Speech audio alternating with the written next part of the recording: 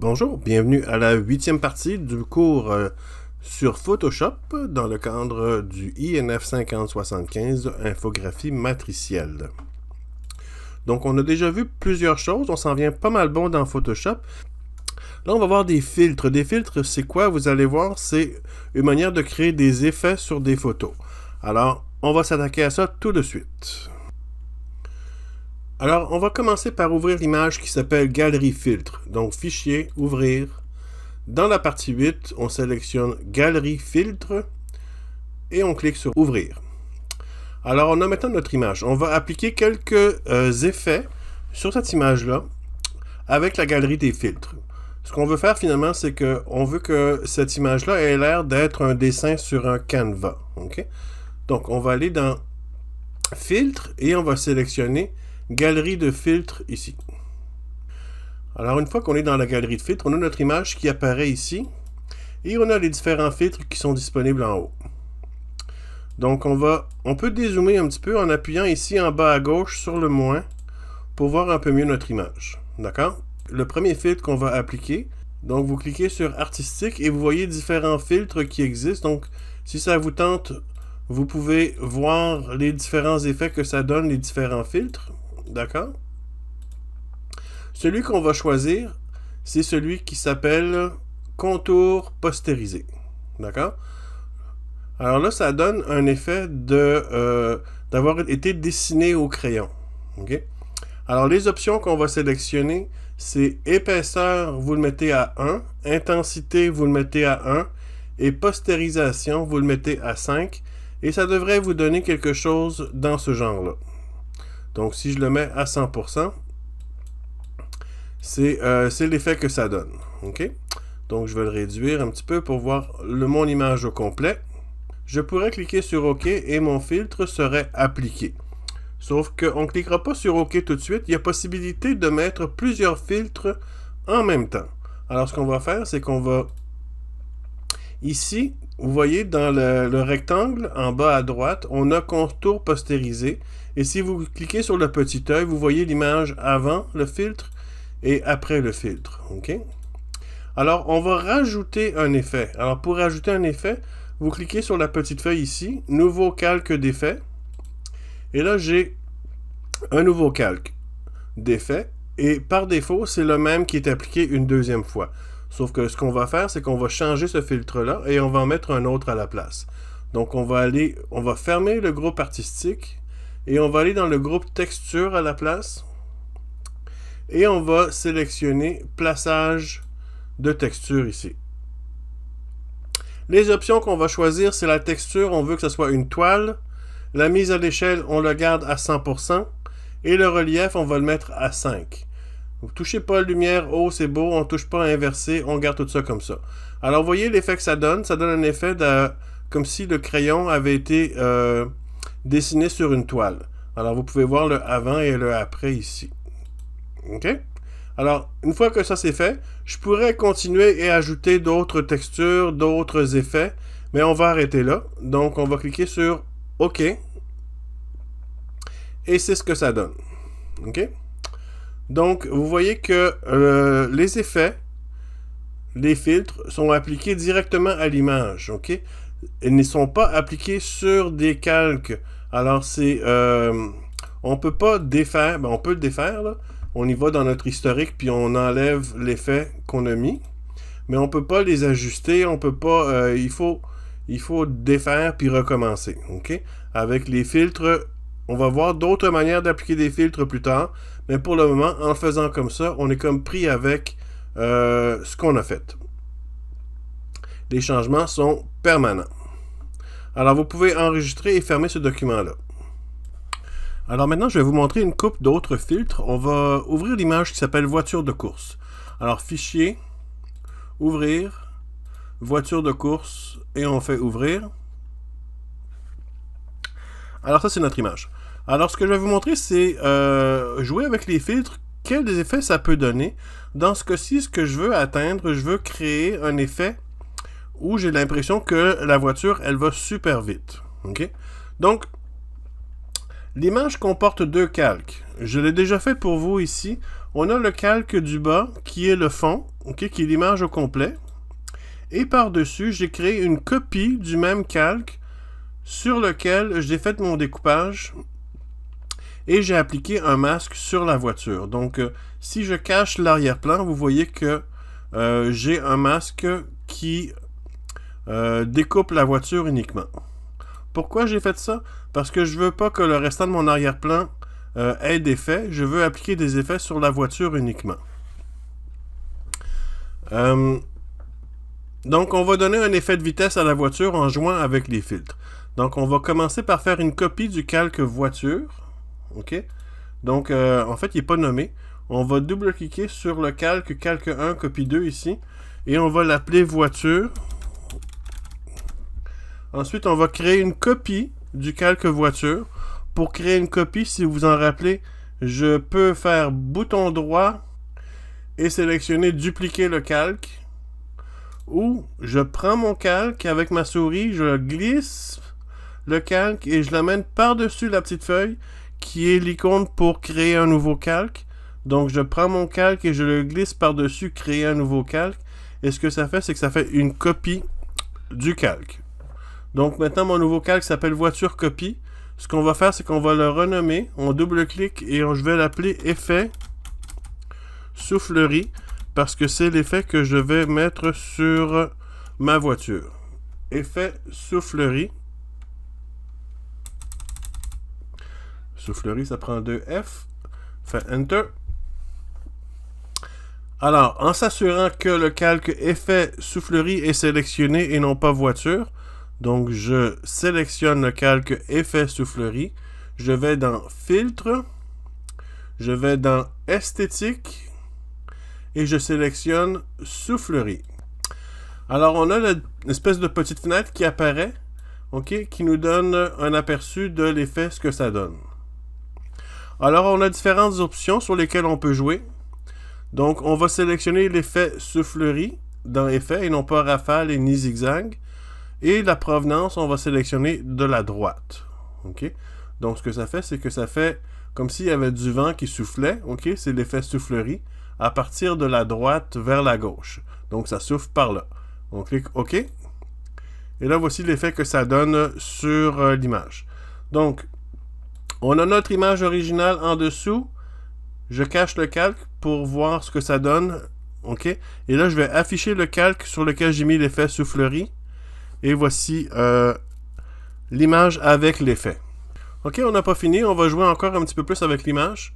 Donc, pour créer un effet de vitesse, on va utiliser le flou directionnel pour créer une espèce de flou sur l'image. Donc, on va créer une nouvelle copie du calque voiture, encore une fois. On ne crée pas une copie de l'effet soufflerie. On crée une copie de voiture. Donc, je clique sur voiture, je le glisse par-dessus mon petit bouton nouveau calque. Et maintenant, j'ai voiture copie encore. OK? Cette fois-ci, je vais l'appeler effet flou. Donc, je double-clique dessus et je l'appelle effet flou.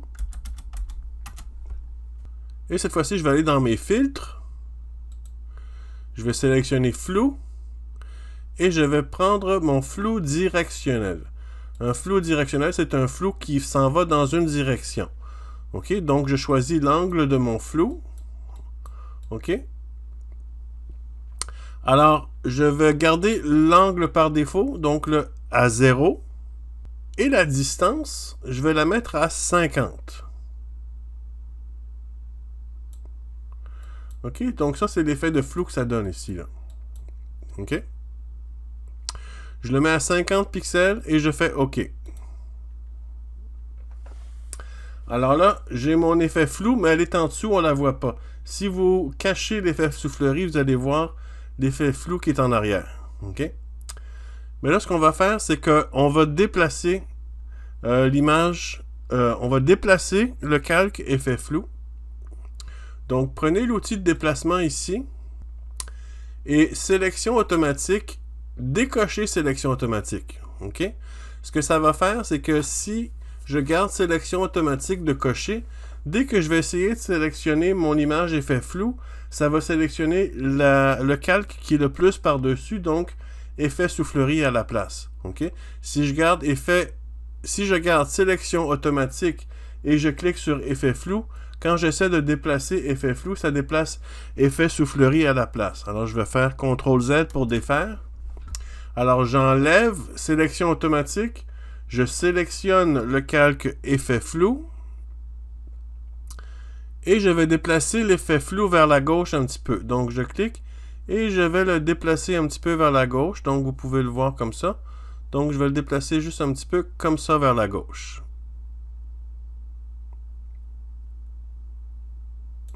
Comme ça, c'est pas pire. Je vais réduire l'opacité à 60%. Pour réduire l'opacité d'un calque, vous cliquez sur le calque et vous voyez opacité ici. Vous pouvez écrire 60% ici dans la boîte. Vous pouvez cliquer sur la flèche et glisser jusqu'à 60%. Mais le plus rapide, c'est souvent juste placer le curseur par-dessus le mot opacité. Vous cliquez et vous glissez vers la gauche jusqu'à temps que vous ayez votre 60% ou à peu près. OK? On va pas mourir avec 61. C'est bon? Alors ça, c'est l'effet flou que je viens de créer. OK, on voit maintenant que notre voiture elle a un effet de vitesse un petit peu plus prononcé. Je peux cliquer sur l'effet flou et le déplacer un petit peu plus par la gauche si j'en ai envie. Donc, vous pouvez jouer avec ça. Donc, c'est ma voiture avec l'effet de vitesse en créant un effet soufflerie et un effet de flou directionnel. C'est bon? Alors, enregistrer et fermer ça, on en a terminé. Alors, les filtres, ça peut être très cool. On peut faire plein d'affaires super le fun avec ça, mais le problème, c'est que c'est pas très flexible. C'est difficile à modifier. Quand on crée un filtre, ça l'applique sur l'original, directement sur notre calque. Alors, pour être sûr de ne pas maganer notre image, on est obligé de créer des copies de nos calques et de tout recommencer si jamais on se trompe ou si on change d'idée. De là, l'utilité de ce qu'on appelle les filtres dynamiques. Alors, c'est ça qu'on va voir maintenant. Donc, on va commencer par ouvrir l'image qui s'appelle Flou 1. Alors, Fichier, Ouvrir. On sélectionne Flou 1 et on fait Ouvrir. Alors, ça, c'est mon image Flou 1. On va importer l'image Flou 2. Donc, Fichier, Importer et Incorporer. Et on va sélectionner Flou 2 et on fait Importer. Alors, Flou 2 est maintenant importé. On va réduire l'image. Donc, on va la réduire à peu près à cette taille-ci. Donc, vous pouvez la mettre, 8.40, tiens. On va faire ça plus exact. On va le mettre à 10% en s'assurant que la chaîne est cliquée pour que ça soit 10% en largeur et en hauteur. OK? Donc, je clique sur la petite chaîne pour lier la largeur et la hauteur et je mets 10%. Et j'ai mon image ici qui est redimensionnée. On va lui donner une légère rotation. Donc, on va lui faire une petite rotation comme ça. Et on va accepter nos modifications en appuyant sur ce bouton-là pour valider. On va maintenant sélectionner le calque d'arrière-plan. Et dans le menu filtre, donc je vais dans mon menu filtre, on va sélectionner convertir pour les filtres dynamiques. Donc, on va sélectionner ça. Alors, pour activer les filtres dynamiques éditables, le calque sélectionné sera converti en objet dynamique. Exactement, c'est ça que je veux. Je fais OK. Alors maintenant, mon calque que j'avais à l'origine, qui n'était pas un objet dynamique, a été converti en objet dynamique. Maintenant, ce qui va arriver, c'est que quand je vais appliquer des filtres sur mon objet dynamique, je vais pouvoir modifier mes filtres par la suite. Ils ne seront pas permanents. OK? Vous allez voir. Donc, on va appliquer un filtre flou gaussien, OK, à notre image pour créer une espèce de flou sur l'image de fond pour donner plus de focus sur l'image de premier plan.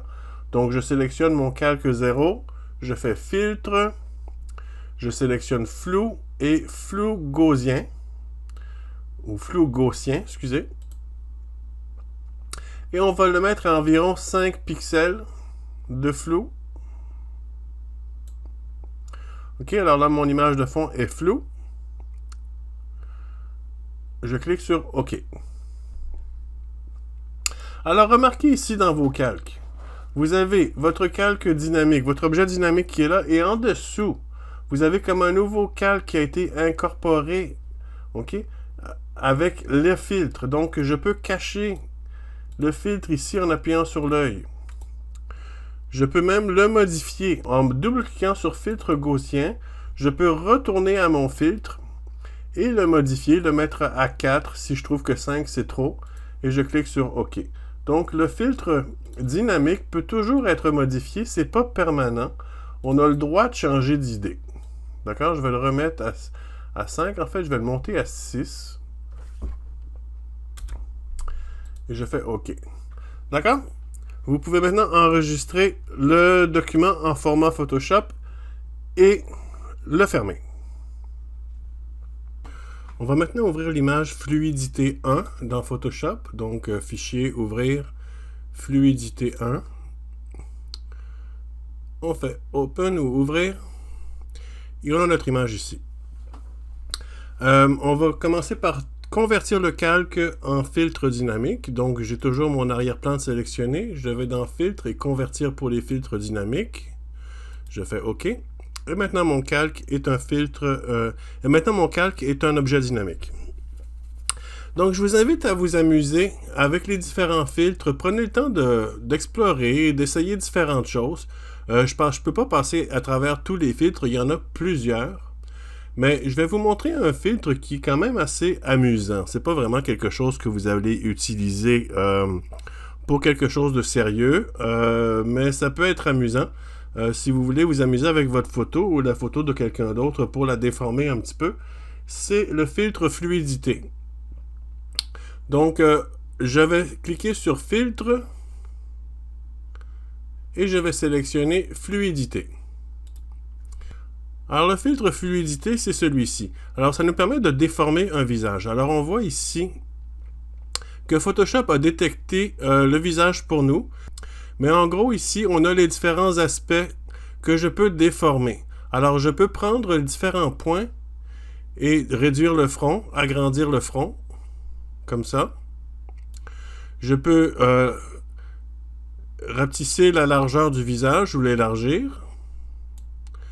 Je peux augmenter la taille du menton ou la réduire. Je peux, au niveau de la mâchoire, réduire ou augmenter la taille de la mâchoire. Je peux explorer comme ça avec la forme du visage. Maintenant, je peux également jouer avec le nez. Donc, je peux baisser ou monter ou descendre le nez ici. Je peux élargir ou réduire la largeur du nez. Vous pouvez jouer avec la bouche aussi. Alors, vous pouvez rapetisser la bouche ou l'élargir. Et la même chose pour les lèvres. Vous pouvez augmenter ou diminuer l'épaisseur des lèvres. Un petit peu légèrement comme ça. Vous pouvez également cliquer ici sur les côtés et faire sourire la personne. C'est un filtre qui peut être amusant. Et vous pouvez également vous amuser avec d'autres choses. Par exemple, vous pouvez prendre... vous avez différents outils ici à gauche. Alors, vous avez l'outil dilatation et l'outil contraction. Alors, l'outil dilatation, ça grossit. Alors, si vous prenez l'outil dilatation, vous pouvez changer la taille du pinceau. OK? Alors, je vais augmenter la taille du pinceau à peu près pour la grosseur du nez. Et là, plus que je pèse, plus que l'outil déforme ou agrandit la partie. La contraction, c'est l'inverse. Donc, l'outil contraction fait le contraire, diminue la grosseur de la partie sélectionnée. Alors, si je veux y agrandir les yeux, je peux cliquer sur les yeux et monter ici. OK? Alors, vous pouvez vous amuser, déformer un petit peu le visage de quelqu'un comme ça. Amusez-vous comme ça vous tente. Vous avez l'outil tourbillon. L'outil tourbillon, ben, c'est comme ça dit. Alors, ça prend la partie que vous avez sélectionnée et ça en fait comme une espèce de tourbillon. OK? Alors, quand vous le déplacez, ça le fait comme tourner un peu sur lui-même. Alors, vous pouvez onduler des cheveux un petit peu plus avec l'outil tourbillon. Comme ça, les cheveux sont moins raides, sont plus ondulées. OK? Alors, ça, c'est l'outil fluidité. Je clique sur OK pour accepter mes changements. Et là, j'ai mon beau visage qui apparaît. Et je peux toujours retourner dans mon outil fluidité ici. Je double-clique dessus pour ouvrir l'outil fluidité. Explorer. Puis, vous pouvez prendre votre photo puis la mettre sur Facebook une fois que vous l'aurez déformée. Allez-y. Alors, vous pouvez enregistrer, fermer ou ne pas enregistrer, c'est pas grave. Mais l'idée, je voulais simplement vous montrer un autre filtre qui est amusant, qui est le filtre fluidité. Mais prenez le temps d'explorer les différents filtres à votre guise. Donc, je ferme le document, je ne le sauvegarde pas. On va maintenant reprendre notre projet du poster pour le voyage à New York. La dernière fois qu'on l'avait travaillé, c'était dans la partie 6. Alors, on va faire Fichier, Ouvrir. Et on va aller dans la partie 6 et on va ouvrir notre poster de New York. Donc, la dernière fois, on avait effacé les bateaux ainsi que l'avion et la lune. Et c'est l'image qu'on avait.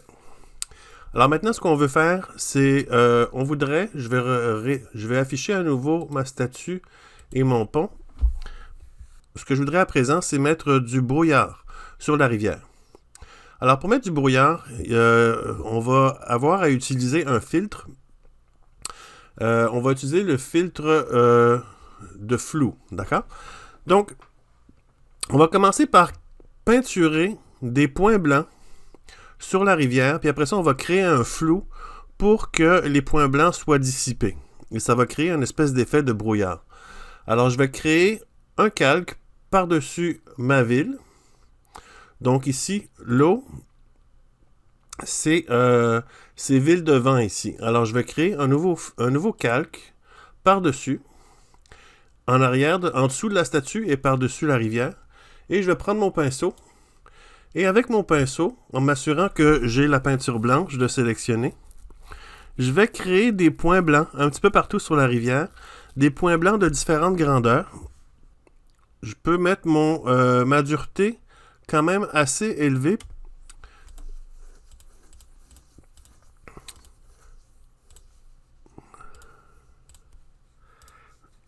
Puis là, je vais changer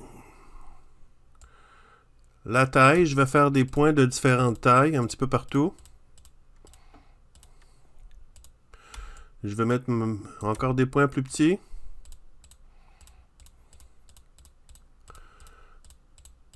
L'idée ici, c'est d'en créer un petit peu partout.